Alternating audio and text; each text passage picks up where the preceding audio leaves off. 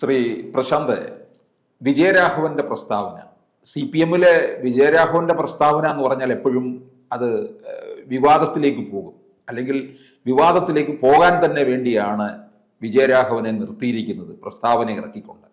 ഇപ്പോൾ പറഞ്ഞിരിക്കുന്നത് വയനാട്ടിൽ രാഹുലിൻ്റെയും പ്രിയങ്ക ഗാന്ധിയുടെയും വിജയം അത് ഈ ജമാഅത്തെ ഇസ്ലാമിയുടെയും ഈ അതുപോലെയുള്ള തീവ്ര മുസ്ലിം വിഭാഗത്തിൻ്റെയും വോട്ട് കൊണ്ട് തന്നെയാണ് എന്നുള്ള രീതിയിലുള്ള പ്രസ്താവനയാണ് വന്നിരിക്കുന്നത്. അത് ലീഗിനെ വളരെയധികം ചൊടിപ്പിക്കുകയും ചെയ്യുന്നുണ്ട്. ഇതിന് സമസ്ത ഇപ്പോൾ മുഖപത്രം തന്നെ എഴുതിയിരിക്കുകയാണ്. അപ്പോൾ ഇനി ഇത് കൂടുതൽ ലീഗുമായിട്ടുള്ള ഒരു വലിയ വിവാദത്തിലേക്ക് പോകാനുള്ള സാധ്യതയാണ് കാണുന്നത്, അല്ലേ? അല്ല, ഈ സമസ്ത ആരാ സാറേ? ഏത് രാഷ്ട്രീയ പാർട്ടിയാണ്?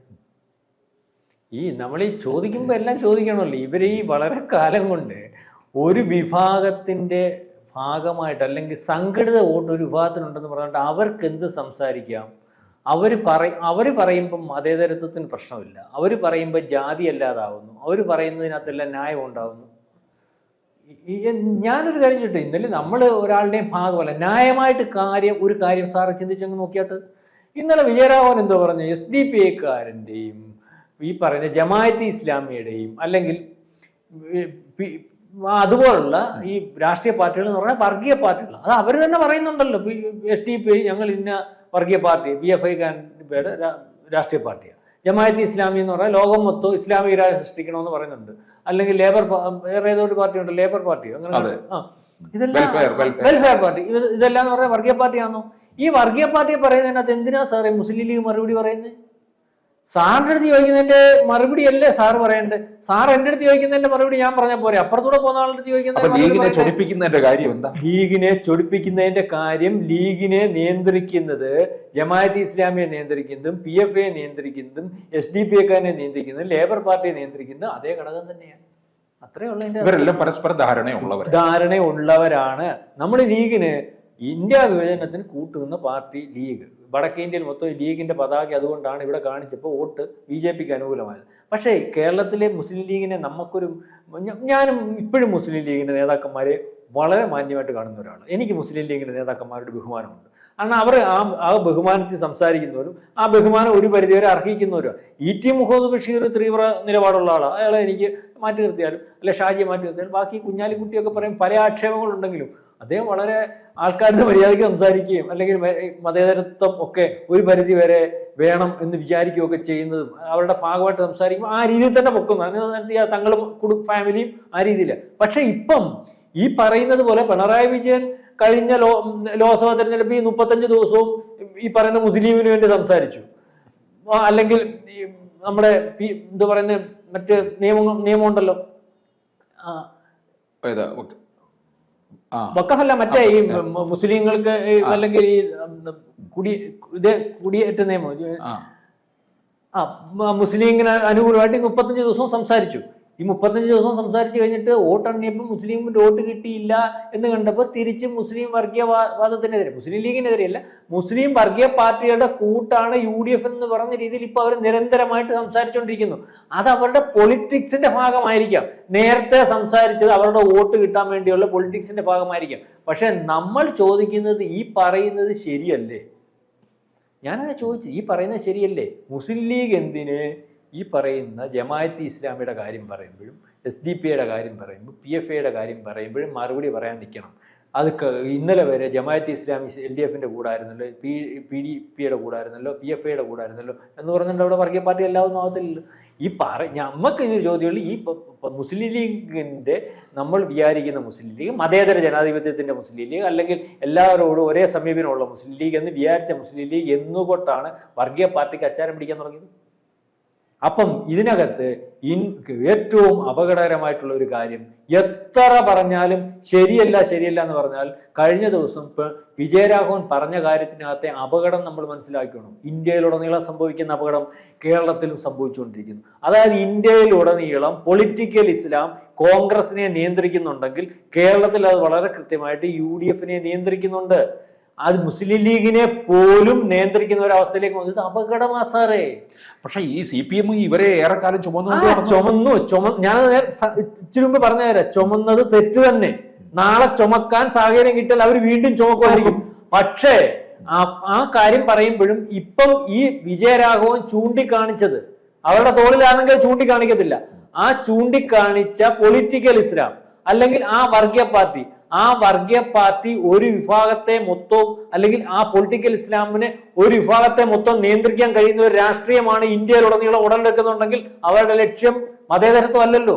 അവരുടെ ലക്ഷ്യം ഈ നമ്മുടെ ഈ ഇന്ത്യയിലെ ബഹുസ്വരതയല്ലല്ലോ.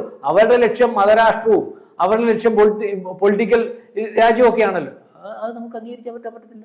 പക്ഷേ ഈ വയനാട് ഉപതെരഞ്ഞെടുപ്പ് സമയത്ത് പിണറായി വിജയൻ വയനാട്ടിൽ പ്രസംഗിക്കുമ്പോഴും ഈ ജമാഅത്തെ ഇസ്ലാമിയെയും ലേബർ പാർട്ടിയെയും ഈ ലീഗുമായിട്ട് ബന്ധപ്പെടുത്തി പറയുകയുണ്ടായി, നിശ്ചിതമായി വിമർശിക്കുകയും ചെയ്തു.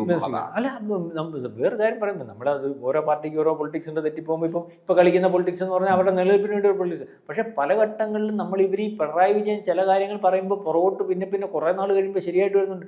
ഇപ്പൊ ഈ പറഞ്ഞ കാര്യം വളരെ കൃത്യമാണ്. കാരണം മുസ്ലിം ലീഗ് നമ്മൾ ഈ പറയുമ്പം ഒരു 10 കൊല്ലത്തിന് മുമ്പ് മുസ്ലിം ലീഗ് തള്ളി പറഞ്ഞിരുന്നതാണ് ഈ PFIക്കാരെ. നമുക്ക് സാർ കേട്ടുണ്ടോ? അപ്പൊ ആ ഒരു വർഗീയ പാർട്ടി തന്നെയാണ് തള്ളി പറയുന്നതിന് ഒരു പക്ഷെ ഇപ്പൊ അവർക്ക് പറ്റുന്നില്ല സാറേ. അവരുടെ കാലിന്റെ കീഴിലെ മണ്ണ് ഒലിച്ചു പോകുന്ന രീതിയിലേക്ക് ആ സമുദായത്തിനകത്ത് നിയന്ത്രണം ഏർപ്പെടുത്താനും ഇടപെടാനും ഒക്കെ സാധിക്കുന്ന ഒരവസ്ഥ വന്നു. മെക്സവൻ കഴിഞ്ഞ ദിവസം വന്നപ്പോൾ ആദ്യം മുസ്ലിം ലീഗ് അതിന്റെ പുറകെ നിന്നത്, അല്ലെങ്കിൽ അവിടുത്തെ ഈ മാന്യമായിട്ടുള്ള മുസ്ലിം സംഘടനകളാണ് മോഹൻ അതിനെപ്പറ്റി പറഞ്ഞിട്ട് പിന്നെ പിൻവലിച്ചു. പിൻവലിച്ചെന്ന് പറഞ്ഞാൽ ഇവർക്ക് പേടിയാ.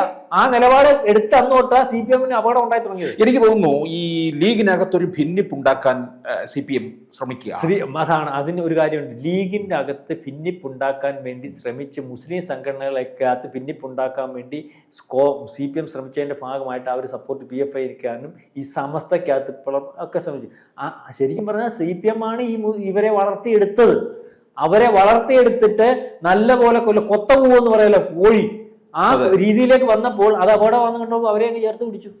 മാത്രമല്ല അവരുടെ രാഷ്ട്രീയത അവർക്ക് ഇവിടുത്തെ CPM-ന്റെ കൂടെ നിന്നിട്ട് കാര്യമില്ല. മാത്രമല്ല ഈ മതരാഷ്ട്ര സംവിധാനവും അവരുടെ പൊളിറ്റിക്സും കമ്മ്യൂണിസവുമായിട്ട് ഒരിക്കലും യോജിച്ചു പോകത്തില്ല.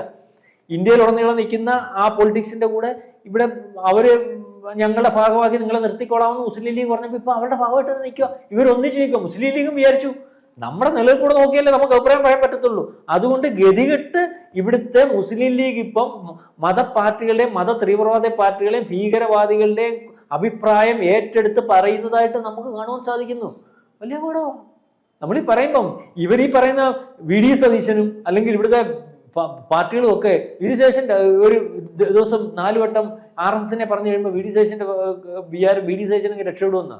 എൻ്റെ പൊന്നു സാറേ, ഇവിടെ ഈ വിഭാഗത്തിന്റെ മാത്രമായിട്ട് ഒരു കാലഘട്ടം വരെ ഇവിടെ ഒരു വിഭാഗത്തിന് അല്ലെങ്കിൽ സംഘടിത വോട്ടുണ്ടായിരുന്നു സാറേ. ഇപ്പൊ ഈ സംഘടിത വോട്ട് ഇവിടുത്തെ ഹിന്ദുവിനായി, ഈ സംഘടിത വോട്ട് ഇവിടുത്തെ ക്രിസ്ത്യാനിക്ക് നേരത്തെ ഉണ്ട്. അതിനെക്കാട്ടി കൂടുതൽ കാസ എന്ന് പറയുന്ന സംഘടന ഉണ്ടാക്കി അവർ കൂടുതൽ ബലപ്പെടുത്തി.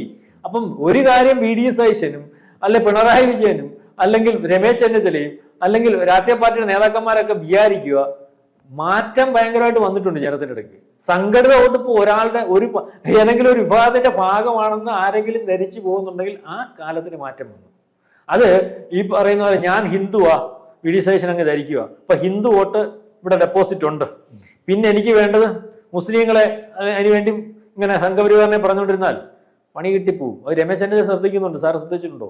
രമേശ് ചെന്നിത്തല വളരെ കാലമായിട്ട് കാര്യങ്ങൾ ആരെ സൂചിപ്പിക്കാനും ഇല്ല, അല്ലെങ്കിൽ എല്ലാവരും ഇങ്ങനെ പറയുന്നത് രമേശ് ചെന്നിത്തല പറഞ്ഞില്ല. അത് ഈ കേരളത്തിൽ ഇനിയത്തെ സമയത്ത് അങ്ങോട്ട് ഒരു വളരെ കൃത്യമായിട്ട് പറയാം, RSSനെ ചീത്ത പറഞ്ഞോ അല്ലെങ്കിൽ ഹിന്ദുവിൻ്റെ ഭാഗമല്ലെന്ന് കാണിച്ചോ ഏതെങ്കിലും ഒരു വിഭാഗത്തിൻ്റെ വോട്ട് സ്വാധീനിക്കാൻ ശ്രമിക്കുന്നുണ്ടെങ്കിൽ ഒരുപക്ഷെ അവരുടെ വോട്ട് കിട്ടിയെന്ന് വരും. പക്ഷേ മറുവിഭാഗത്തിൻ്റെ വോട്ട് അവിടെ നിന്ന് മാറിപ്പോകുന്ന ഒരു അവസ്ഥയിലേക്ക് കേരളത്തിൽ പൊളിറ്റിക്സ് ഉണ്ടായിട്ടുണ്ട്. ഇതാരും ഉണ്ടാക്കിയതല്ല, അവർ തന്നെ ഉണ്ടാക്കിയതാണ്. ഒരു വിഭാഗം സാറെ 10 പേര് കൂടി നിൽക്കുന്നതിനകത്തുനിന്ന് 5 പേര് നിർബന്ധപൂർവ്വം ഒരിടത്തോട്ട് മാറി നിന്നാൽ ബാക്കി 5 പേര് ഒരു കൂട്ടമാണ്. ഈ ഒരു അരമണിക്കൂർ 3/4 മണിക്കൂർ വരെയുള്ള അവർക്കത് മനസ്സിലാവാതെ വരുന്നത് ഞങ്ങൾ മറ്റേവർ മനഃപൂർവ്വം മാറി നിൽക്കുവാണെന്ന്.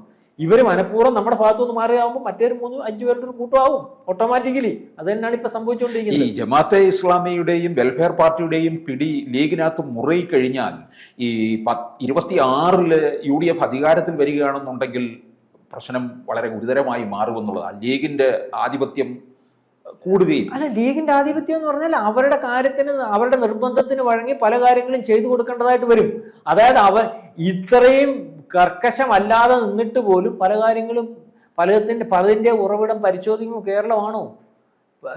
സിറിയയെ പിടിക്കുമ്പം ആളുടെ അന്വേഷിച്ചു വരുമ്പോ ഇവിടെ ഉണ്ടോ?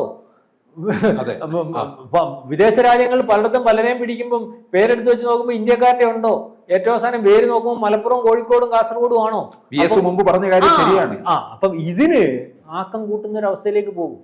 ആ വേരുകൾ ഉറപ്പിക്കുന്നതിന് വേണ്ടി ഏറ്റവും കൂടുതൽ സാധ്യമാക്കുന്നതും ആ വേരുകൾ ഉറപ്പിക്കേണ്ടതും ഏറ്റവും അങ്ങേ അർത്ഥത്തിൽ വേണ്ടത് ആർക്കാ? ഈ പറഞ്ഞ ജമാഅത്ത് ഇസ്ലാമിക്കാ വേണ്ടേ? 47 ഇന്ത്യ പിടിക്കുമെന്ന് പറഞ്ഞ് PFI കാരനാ വേണ്ടേ? അതിന്റെ ഭാഗമായിട്ട് നിൽക്കുന്ന രാഷ്ട്രീയ പാർട്ടിക്ക് SDP കാരനാ വേണ്ടേ? അപ്പം അത് അങ്ങനെയാണ് അവരെ പ്രൊമോട്ട് ചെയ്യേണ്ട. അതിന്റെ ഭാഗമാണ് കോൺഗ്രസ്, അതിന്റെ ഭാഗമാണ് മുസ്ലിം ലീഗ്, അതിന്റെ ഭാഗത്താണ് ഇപ്പം ഈ പറയുന്ന നമ്മുടെ പറയുന്ന പ്രിയങ്ക ഗാന്ധി ജയിച്ചത്. അത് നല്ല അർത്ഥത്തിലാണ് പറയുന്നെങ്കിൽ ഞാൻ വിജയരാഘവന്റെ കൂടെ തന്നെ. രാഷ്ട്രീയ ലാഭത്തിന് പറയുവാണെങ്കിൽ അയാളുടെ ജോലി ചെയ്താ, അയാൾ CPM പോളിറ്റ് ബ്യൂറോ അംഗമോ, അപ്പോഴും രണ്ടർത്ഥത്തിലും അയാൾ ശരിയാ. പക്ഷെ നമ്മൾ അദ്ദേഹത്തിന്റെ പാർട്ടിയുടെ ഭാഗമല്ലാത്ത കാര്യം പറയുമ്പോൾ അദ്ദേഹം പറഞ്ഞ ഒരു കാര്യത്തിൽ അദ്ദേഹം പറഞ്ഞ ശരിയാ. നേരത്തെ അദ്ദേഹം പറയണമായിരുന്നു. തിരിച്ചറിഞ്ഞിട്ട് മാറ്റി നിർത്തിയാണെങ്കിൽ വളരെ ബഹുമാനമുണ്ട്.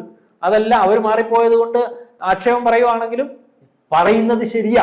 ആക്ഷേപമാണേലും ശരിയാ, തിരിച്ചറിഞ്ഞ് പറഞ്ഞതാലും ശരിയാ. ഇവിടുത്തെ മുസ്ലിം ലീഗിനെയും UDF-നെയും വളരെ കൃത്യമായിട്ട് നിയന്ത്രിക്കുന്ന അവസ്ഥയിലേക്ക് പൊളിറ്റിക്കൽ ഇസ്ലാം മാറിയിട്ടുണ്ട്. അത് അപകടമാ സാർ.